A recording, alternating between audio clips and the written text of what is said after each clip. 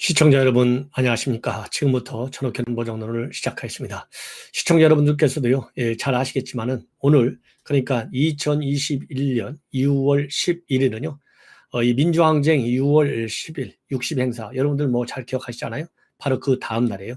6월 11일 21년도 우리 정치사에 큰 이 획을 남기는 날이다, 이렇게 봅니다. 왜냐하면 우선 이제 외형적으로 보면요, 국민의힘의 새로운 당 대표로 선출된 이준석 당 대표의 신인 프로필이 대한민국 헌정사상 처음 있는 30대 연령에 그야말로 이 당 대표를 만들었고요. 더 놀라운 것은 여의도 정치의 한복판에, 그리고 제1야당이고 또 이 제1야당은 현재는 야당이지만 우리 대한민국 정부를 지금까지 성공적으로 이끌어온 보수 정당이에요. 이 보수 정당에서 대대적인 개혁의 바람을 불러일으킬 수 있는 이준석 씨가 이제 당 대표가 된 거 아니겠습니까? 이 외형적 특성, 즉 36세라는 연령, 그다음에 국회의원 활동을 단 한 번도 하지 않았다는 그러한 아주 특이한 경력, 이것만 가지고서도 아주 큰 역사의 새로운 장을 만들었다, 이런 평가를 받고 있습니다. 그러다 보니까요, 야당은 야당대로 또 이 여당은 여당대로 지금 많은 기대와 그리고 기대 반 걱정 반 이런 분위기인 것 같아요. 그래서 오늘 있었던 여러 가지 얘기들 중에 제일 중요한 것은요, 이준석 후보가 우선 당을 어떻게 이끌고 갈 것인지, 이런 것들이 굉장히 중요하지 않겠습니까? 그래서 이준석 당 대표 선거 과정에서, 그리고 선거 후에 취임사에서 어떤 얘기를 했는지, 이런 것들을 한번 살펴볼 필요가 있고요. 여야 정당의 반응도 굉장히 중요하지 않을까. 특히 문재인 대통령이요, 축하한다, 이런 전화를 하고 오늘 이제 떠났어요. 왜냐하면 여러분들 잘 아시다시피 영국에서 G7 정상회담이 열리지 않습니까? 자, 그런데 떠나면서 이 문재인 대통령이 축하 인사를 했는데요. 축하 인사를 보면 과연 이 문재인 대통령 뭐 그것 다 뭐 이철이 정무수석이 써준 거 있지 않겠어요? 그리고 정무수석도 써줬지만은 이 홍보 파트 그리고 이런 데서도 다 이 한번 이 점검을 하고 그다음에 이 문재인 대통령의 메시지가 나왔을 텐데요. 정말 이게 문재인 대통령의 메시지인가 싶을 정도로 상당히 충격적인 메시지가 나왔어요. 뭐라고 돼 있냐면 전화를 걸어가지고 아주 큰 일을 하셨다, 훌륭하다, 여기까지 좋아요, 뭐 축하한다. 그런데 전화를 걸어서 지금 여기서부터가 이제 문제입니다. 우리 정치사에 길이 남을 일이다, 여기까지도 좋아요. 자, 그런데 뭐라고 이 얘기를 했냐면요, 정치뿐만 아니라 우리나라가 변하는 조짐이라고 생각한다, 여기까지도 다 좋아요. 여기서부터가 이제 문제예요. 대선 국면이라 당 차원이나 여의도 정치에서는 대립이 불가피하더라도 코로나 위기가 계속되는 만큼 정부와 협조해 나가면 좋겠다. 자, 이게 말이죠, 이 길 가는 일반 시민도 이 정도의 축하 메시지는 안 보낼 것 같아요. 그렇잖아요. 여러분도 한번 생각해 보십시오. 이게 정상적인 메시지라고 생각하십니까? 예. 자, 여의도 정치에서는 대립할 수 있다. 이거는요, 여의도 정치가 지금 대립한다 그러면은, 설령 대립한다 하더라도 지금 이게 축하 인사문 아니에요? 이 대립을 앞세울 필요가 굳이 있겠느냐? 예. 그럼 이 대립이라는 말을 뭘로 표현하겠느냐? 여야 간의 대립, 물론 그렇겠죠. 자, 그런데 여야의 대립만을 의미하는 것이 아니고 당 차원이나 여의도 정치예요. 그러니까 여의도 정치하면 여야 간의 대립을 얘기할 수 있고, 또 앞에다가 친절하게도 말이죠, 당 차원에서의 대립, 당 차원. 그러면 이게 대통령이 말이죠, 국가 최고의 통치권자 아니겠어요? 그런데 당 차원 대립 불가피하다. 그러면은 민주당 대립, 지난번에 문재인 대통령이 송영길 신임 대표 했을 때 뭐라고 돼 있어요? 대립, 갈등, 분열, 분란, 이런 얘기가 나오지 않도록 잘해달라. 예, 이렇게 돼 있지 않습니까? 그 소통을 잘하자, 이런 얘기를 했어요. 그런데 그거는 자기 식구끼리니까 국민의 눈에 분란으로 비치지 않도록 좀 잘 좀 끌어달라. 이 당청 간에 소통을 잘하자, 이런 얘기는 뭐 충분히 있을 수 있어요. 그런데 지금은 야당입니다. 야당 대표한테 당 차원의 대립 계속 하라는 얘기가 뭐예요? 이게 대통령의 정치 수준이에요. 그러면서 대립적으로 뭐라고 얘기하고 있느냐? 정부와는 협조하라. 그러니까 너희들끼리는 싸우더라도 우리 정부하고 협조? 지금 민주당하고 협조나 똑바로 하십시오. 저는 그렇게 얘기하고 싶어요. 그러죠? 아니, 집도끼도 제대로 관리하는 못하는 상황에서 밖에 있는 제1야당한테 협조를 하라. 이게 축하 메시지. 만약에 앞에서요, 당 차원과의 대립 이런 얘기가 없이 정부와 잘 협조해서 국정이 순조롭게 해서 이 어려운 국면 이겨낼 수 있도록 도와주십사. 이렇게 얘기하면 괜찮아요. 그죠? 그렇게 얘기하면 뭐 충분히 할 수 있는 덕담이고 또 이 필요성이라 이렇게 볼 수 있지 않습니까? 그런데 앞에다가는 대립을 부추기고 뒤에서는 말이죠. 당 차원의 대립까지도 지적하면서 정부와 협조를 하자. 야당이 일반적으로 말이죠. 지금 제일 민주정치가 발전돼 있다고 하는 미국이나 영국, 또 유럽, 독일, 그다음에 불란서 이런 거 보십시오. 야당이 협조할 때서는 협조하지만 전반적으로요. 야당의 생명력은 정부에 대해서 건강한 비판, 그 속에서 대안 정책을 제시해 주는 것이 야당의 생명력이에요. 그런데 어떻게 당 차원에서는 대립하더라도 정부하고는 협조해달라. 이런 이 뻔뻔스러운 시각과 그것을 과연 국민한테 축하 메시지로 전달할 수 있냐, 이거 축하 메시지. 그냥 그렇잖아요. 얼마나 좋은 얘기가 많은데 이 정도의 근시안적 사고, 그야말로 낡은 사고에서 여의도 정치판을 보고 있고 낡은 사고에서 야당을 보고 있는 문재인 대통령이 이 생각 참 심각하다. 예, 심각하다. 써준 사람이나 이거 뭐 정무수석이 갖다 이렇게 하십시오. 축하 인사하십시오 했는데요. 이철이 정무수석도 이 대목에 대해서는 능력의 한계를 보여준다. 우리 국민들의 눈높이에 맞지 않는 저 수준의 정무수석이에요. 저 수준의 비서실장. 그렇잖아요. 그 다음에 저 수준의 홍보 파트입니다. 이거 다 협조하지 않고 정무수석이 그냥 쫙 써가지고 비서실장 보고하고 대통령한테 보고하지는 않았을 거 아니에요. 유관 안에 이 비서진에서 비서 파트에서 다 조율했을 것 아니겠습니까? 이 정도밖에 대통령이 메시지를 못 내요. 이 얘기는 한마디로 문재인 대통령의 야당에 대한 시각이 어떻게 돼 있는지, 야당의 기능과 역할을 뭘로 보는지, 현 시국의 엄중함을 어떻게 보는지를 우리가 이 메시지 하나로서도 이러니까 국정이 실패하는구나. 이러니까 국민의 분노가 커지는구나. 그래야말로 이러니까 양정철 전 민주위원장이 이 아마추어리즘으로 꽉 차 있다. 성숙한 아마추어리즘이 대통령을 망하게 하고 있다. 이 얘기가 딱 맞는 거예요. 그러면서 이 대통령이 마찬가지로 그러면 보좌진들이 아마추어면 대통령은 선수해야 될 거 아니에요. 더군다나 대통령은 민정수석했죠. 시민사수석했죠. 비서실장했죠. 현 문재인 대통령만큼은요. 대한민국 역사적으로 대통령이 비서실을 잘 아는 대통령이 없어요. 그런데도 이준석 당대표한테 제1신으로 발한 축하 메시지가 이 정도 순서가 되니까 대한민국의 격이 뭐가 되겠느냐 이런 비판을 아니할 수 없어요. 자, 그러면 참고적으로 말이죠. 이준석 85년 3월 31일생이고 부모님이 계시고 여동생이 90년생입니다. 성동구에서 태어났고요. 현 거주지는 노원구 상계동이고 그리고 과학고등학교 13기 그리고 하버드대학교 컴퓨터 과학과 경제학 학사를 했습니다. 그리고 중요 이력으로는요. 현재는 교육봉사단체 배움을 나누는 사람들 대표이고요.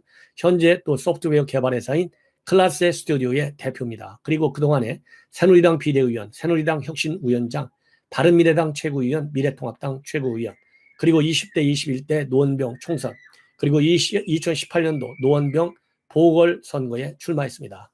그리고 이준석 후보의 당선을 계기로 해서 연령들, 중요 인물들, 국민의힘 평균 연령은 57.36세, 국민의힘 최연소 의원은 배현진 38세, 국민의힘 최고령 의원은 홍문표 74세입니다. 그리고 김기현 원내대표는 62세, 김종인 전임 비대위원장은 81세, 송영길 대표는 58세입니다. 지금 그래서요, 이번 이준석 후보가 특기할 만한 것은요, 오늘 이 수락연설을 했는데요. 이 수락연설을 마무리하면서 뭐라고 얘기했느냐. 임재범 씨의 인기가요, 너를 위해라는 노랫말을 빌려서 당의 혁신과 대선 승리를 약속했다. 이렇게 평가받을 수 있을 것 같습니다. 그러면 이 후보 수락연설에서 뭐라고 돼 있냐면 제가 말하는 변화에 대한 이 거친 생각들, 그걸 바라보는 전통적 당원들의 불안한 눈빛, 그리고 그걸 지켜보는 국민들에게 우리의 변화에 대한 도전은 전쟁과도 같은 치열함으로 비춰질 것이고 이 변화를 통해 우리는 바뀌어서 승리할 것이다. 이렇게 얘기를 했어요. 수락연설을. 근데 이 가수 임재범 씨가 부른 너를 위해라는 가사 일부에 어떻게 돼 있냐면요.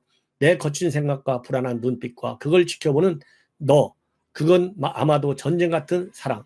여기에서 이 연설을 따왔다고 합니다. 다만 원곡에서는요. 그 다음 가사가 어떻게 돼 있냐면 난 위험하니까 사랑하니까 너에게서 떠나줄 거야. 이렇게 되어 있는데 이준석 대표는 이 부분을 이 변화를 통해 우리는 바뀌어서 승리할 것이다. 이렇게 바꾼 수락 연설을 했다. 이렇게 되어 있어요. 자, 그러면 오늘 있었던 이준석 당선과 관련해서요. 나경원 후보가 79,151표, 이준석 93,392표, 최고위원회는 조수진, 배현진, 김재원, 정미경, 그 다음에 김용태 청년의원, 이렇게 청년 최고위원, 이렇게 해서 총 5명인데요. 이 최고위원 총 5명 중에 여성이 3명이고 남성 2명입니다.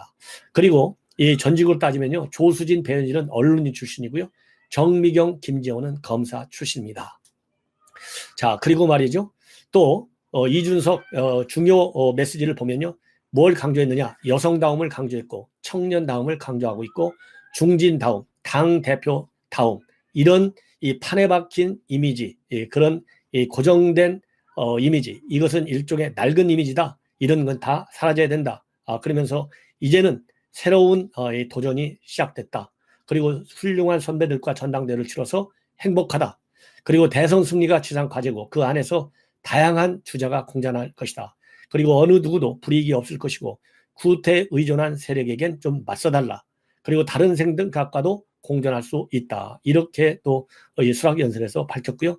그리고 이제 공직 후보자 자격시험을 치를 것이고 첫 번째로 대변인단을 공개 경쟁 시험을 통해서 선발하겠다. 그래서 6월 중에 토론 배틀을 통해서, 즉 토론전을 개최해가지고 2명의 대변인과 2명의 상근 이 부대변인을 선발하겠다. 그리고요, 세상을 바꾸는 과정에 동참해서 관성과 고정관념을 깨나가겠다. 항상 감사하고 열심히 섬길 것이다. 그리고 맨 먼저 현충원에 가서 천안함 상처를 어루만질 것이다. 이렇게 얘기했고요.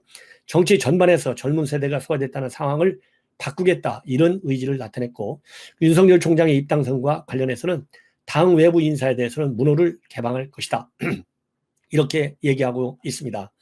자, 그리고요, 이러한 이준석 당 대표의 탄생과 더불어서 송영길 민주당 대표는 이준석은 정당 사상 최연소 야당의 대표고 정치 변화의 계기가 되기를 기대한다. 그리고 또 이 탄핵의 각을 넘고 합리적인 보수로 발전하는 전환점이 되기를 바란다. 이런 입장을 내놨습니다. 그리고 정의당에서는요, 이 보수 혁신과 역동성을 기대하고 이제부터는 치열하게 경쟁하자.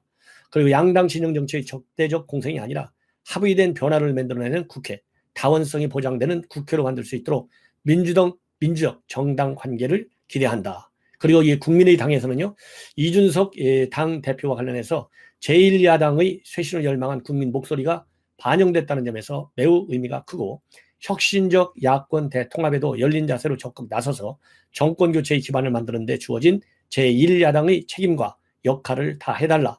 이런 입장을 내놓고 있습니다. 그리고 이재명은요, 제1야당을 합리적 정치 세력으로 변모시키기를 기대한다. 이렇게 얘기를 하고 있고요. 이준석 대표에 대한 선택이기도 하지만 기성의 정치에 대한 심판이기도 하다. 민심에 대한 두려움을 다시 한번 절감한다. 민주당은 기성 정치의 구태를 얼마나 끌어냈는지 돌아본다. 예. 그리고 아까 말씀드린 대로 이 문재인 대통령이 1시 20분쯤에 이준석 신임 대표한테 전화를 걸어가지고 아주 큰 일을 했다, 훌륭하다, 이렇게 축하 메시지를 던졌습니다.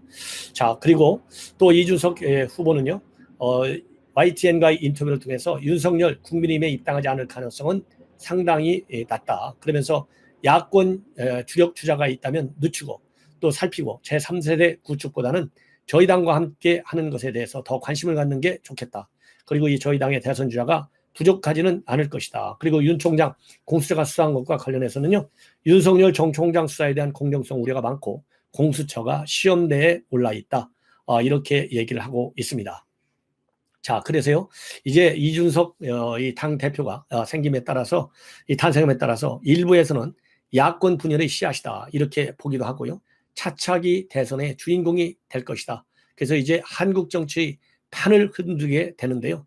이 여당에서는 이번 이준석 당대표의 탄생을 계기로 해서 여당이 이제 낡은 꼰대 전당으로 전락되는 것이 아니냐라는 위기감에 지금 빠져 있습니다. 그리고 이준석 당대표의 과제로서는 영입, 그다음에 통합, 대선 승리, 이렇게 정리가 되고요.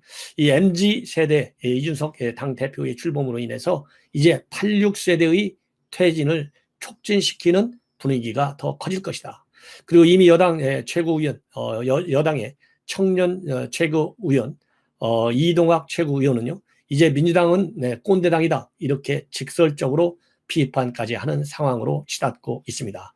그래서 이 이준석 당대표의 출생으로 인해서 대한민국의 정치판이 완전히 새롭게 바뀌는 하나의 큰 말하자면 이 세력 교체, 세대 교체, 역사의 이 변동점에 와 있다. 이렇게 말씀을 드리고요. 신임 당대표가 어떻게 국민의힘을 이끌어 갈 수 있는지 또 가는지 그래서 이러한 뉴스 제가 집중적으로 당분간 보도해 드리면서 내년 대선 승리에 기여할 수 있는 제1야당이 되고요. 그리고 야권 그렇게 국민의힘 밖에 있는 윤석열, 최재형, 그다음에 김동연, 또 이 홍준표 모두가 국민의힘 당 하나로 다 묶어주기를 이 안으로 들어오기를 저는 기대하지 않습니다. 그래서 제가 누차 말씀드린 대로 이제는 문재인 정권을 교체하는 만큼 하는 것만큼 더 큰 정치적인 목표와 가치가 다른 데 있지 않다. 그래서 과거의 이력, 경력, 했던 일은 기본적으로 자유민주주의와 시장경제를 신봉하는 그런 이 주자라고 한다면 무조건 하고 조건 없이 국민의힘에 와서 그야말로 당당한 실력과 비전을 가지고 우리 국민의 심판을 받는 그런 이 경선의 장이 만들어야 되겠다. 이렇게 저는 여러분들께 강조하고 싶습니다. 자, 이제는요, 이 추미애 얘기 빠질 수가 없죠. 제가 보기에는요, 추미애가 날뛰면 날뛸수록 우리 국민에게는 굉장히 좋을 것 같아요. 왜? 분노의 생각, 그리고 정권 교체의 생각, 심판론의 생각에 더 불을 질리기 때문에 그렇습니다. 자, 지금 제가 말씀드리고 싶은, 소개해드리고 싶은 추미애의 두 가지 입장문이 지금 하나 있습니다. 그 중에 하나는요, 윤석열과 관련된 것이고, 다른 하나는 이용구와 관련된 것입니다. 추미애가 얘기하는 것은 항상 놀랄만한 끔찍한 아주 그야말로 이 더티 플레이라고 할 수 있죠. 이런 것들이 맥을 같이 하고 있어요. 언제든지. 이것은 추미애가 인성이 말이죠. 우리 국민의 평균적 인성에 못 미치는 사람이기 때문에 이러한 입장문을 내는 것이 아닌가 생각이 드는데요. 먼저 윤석열 총장 한마디로 있잖아요. 정치검사가 대권을 지켜간다는 것은 우리 민주주의를 그냥 악마한테 던져준 것이나 똑같다. 지금 대한민국에서 악마는 누굽니까? 추미애 본인이 악마예요. 윤석열 전 총장이 만약 악마라고 한다면 우리 국민 모두를 악마라고 치는 거예요. 왜? 윤석열 총장의 지지율이 지금 최고 양자 대결에서는 50%를 넘잖아요. 그럼 우리 국민의 절반이, 그리고 특히 이 보수 진영의 국민, 지금 보수 진영의 국민들은 87% 정도가 윤석열 총장의 대권 주자로 출마하는 것을 지지하고 있어요. 그러면 우리 국민의 87%가 다 악마라는 거예요. 이런 비정상적인 사고의 틀을 가진 추미애, 이런 사람의 또 입장문을 제가 안 알려드릴 수도 없잖아요. 참 그렇기 때문에 저도 참 뭐라고 그럴까요? 이 추미애 얘기할 때마다 굉장히 불쾌해요. 이런 사람을 갖다가 어떻게 해서 문재인 대통령은 뭘 믿고 장관을 시키는 것인지. 자, 이 악마라는 표현, 악마가 아니고서는 악마라는 표현을 함부로 쓸 수 있겠습니까? 그런 면에서 이거는 추미애는 만약에 윤석열 총장이 민주주의를 악마한테 주는 거다. 그러면요, 이 대한민국을 이 추미애한테 장관시킨 것은 대한민국을 더 지독한 악마한테 맡긴 거나 똑같다. 이런 논리도 성립되는 거예요. 그러면서요, 뭐라고 하고 있느냐? 40년 전에 정치군인은 우리가 이미 경험한 것이고 민주주의를 어떻게 파괴하는지를, 그리고 김영삼 정부에서 하나회라는 정치 군인을 척결해 놨다. 그런데 정치검사는 더 무섭다는 거예요. 왜냐하면 한 손에는 칼, 한 손에 법준을 쥐고 서 있으니까 더 엄청나다 이러면서요. 민주주의를 초래하는데 민주주의 수준과 상관없이 하루아침에 민주주의를 우리도 모르는 사이에 파괴할 수가 있다. 이렇게까지 결론을 내리고 있어요. 그래서 검찰을 마음대로 주문할 수 있는 사람이 바로 대통령이 됐을 때 사람들이 느낄 수 있는 공포감을 한번 생각해 봐라 이겁니다.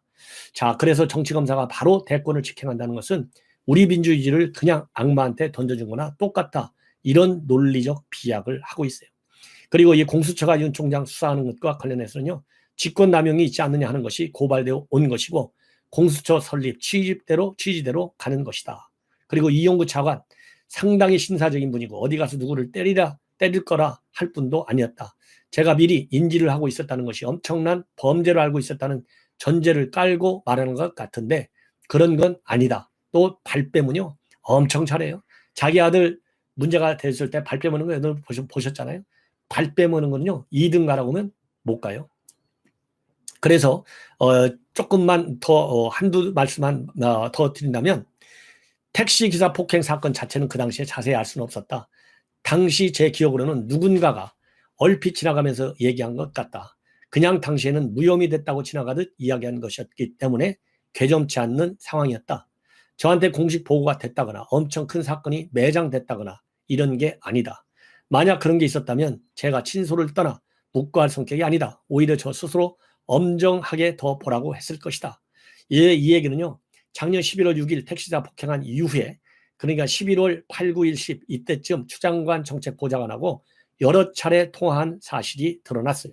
이러기 때문에 이거 추 장관이 안 것 아니었느냐, 이런 의혹이 제기되고 있는데 딱 잘라서 부인하고 있는 거예요.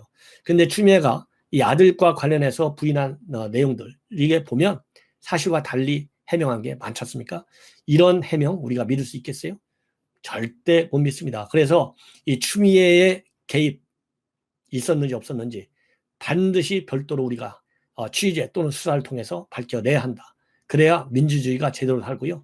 함부로 민주주의 악마, 이런 악마 같은 표현, 누가 악마인지 모르겠어요. 이런 표현이 다시는 나오지 않을 것 같다. 이렇게 말씀을 드립니다. 자, 이제는요, 이 조남관 이 대검 차장이었는데 이번에 완전히 좌천 인사를 했잖아요. 그러면서도 뭐라고 돼 있습니까? 박범계 참 뻔뻔스럽죠. 사적인 감은 이 1g도 들어가 있지 않았다, 이렇게 돼 있는데요. 조남관 대행 그야말로 애완견으로 커왔어요. 이성윤이하고 둘이 현 정권에서 최고의 애완견 중에 한 사람으로 쭉 커왔는데, 지난번 추미애 장관의 징계 국면에서 말하자면 징계 그거 처리하라 이렇게 얘기해갖고 찍혀가지고 이 한명숙 모해 의중 사건 이런 것 가지고 또 찍혀서 결국 법무연수원장 좌천됐어요. 이 좌천됐는데 오늘 취임사를 했습니다. 이 취임사에서 작심 성토를 하고 있어요. 누구에게? 당연히 문재인 박범계죠. 예. 자, 뭐라고 작심 성토를 하고 있느냐? 검찰 개혁은 정치적 중립이 보장되어야 한다. 그리고 권력 앞에서는 비굴하지 않고 당당해야 한다. 이 두 가지가 핵심 키워드입니다. 그래서 이 첫째가 검찰 개혁, 둘째가 정치적 중립인데 이거 하나도 제대로 지켜지지 않았다. 이런 일관된 입장에 취임사를 했어요. 자, 그러면 한 1, 20초만 더 자세히 말씀을 드리면요. 검찰개혁은 국민의 명령으로 피할 수 없는 시대적 요청이다. 검찰개혁과 정치적 중립은 검찰이라는 마차를 굴러가게 하는 두 수레바퀴다. 검찰개혁은 정치적 중립이라는 검찰의 고유한 가치와 함께 추진돼야 성공할 수 있다. 이렇게 작심 비판하고 있습니다. 정치적 중립이 보장되지 않는 검찰개혁은 권력에 대한 부패 수사 대응 역량 약화를 초래하고 검찰 본연의 가치인 정의와 공정의 가치를 세울 수 없다. 이렇게 비판하고 있습니다. 이 얘기는 현 정부의 검찰 개혁을 비판하고 있는 우리 국민의 일관된 비판과 맥락을 완전히 똑같이 하는 거 아니겠습니까? 예. 그러면서 이 조남관 원장은요, 권력 앞에서 당당하고 국민 앞에서는 겸손해야 한다. 권력 앞에서는 한없이 굽신저력이 있었고 국민 앞에서 오만하게 군림했던 것이 지난 법무 검찰의 오역의 역사다. 이렇게 평가를 하고 있습니다. 자, 이러한 평가에 관해서 말이죠. 과연 박범계 청와대 문재인 대통령 어떻게 받아들일지 굉장히 우려스럽다. 단순하게 말이죠. 인사의 불이익을 받아서 이렇게 작심성토하는 것이 아니라 근본적으로 검찰개혁의 칼을 잘못 빼서 휘두른 데 대한 인과응보다. 이렇게 받아주기를 바람하지 않습니다. 이제 마지막으로 한 말씀만 드리면요. 오늘 처음으로 이 조국, 정경심, 오늘 재판정에 동시에 부부가 참석했어요. 사실상 굉장히 불명예스러운 것이죠. 근데 재판에 참석하기 앞서서 이 조국 누굽니까? SNS의 대가잖아요. SNS에 뭘 하나 올렸냐면요. 비틀스의 길고도 험한 길, 이 노래를 공유했습니다. 이 비틀스의 길고도 험한 길, 너로롱 앤 와인딩 로드, 이 제목, 이 노래는요. 70년도에 발표한 그러한 이 노래예요. 아주 유명한 노래죠. 그래서 비틀스가 팀이 해산되기 직전에 발표한 노래 중 하나인데요. 노래 가사에 당신에게로 가는 길고도 험한 길, 전에 나는 이 길을 걸어왔고 지금도 당신에게로 가는 길은 멀기만 하네. 이런 문구가 나왔어요. 그래서 오늘 이제 직권남용 권리행사 방해 이런 문제로 기소된 조국 장관, 그 다음에 자료 입시 비리 이런 걸로 기소돼서 지금 법정 구속되어 있는 정경심 전부 이제 병합 심리를 하고 있어요.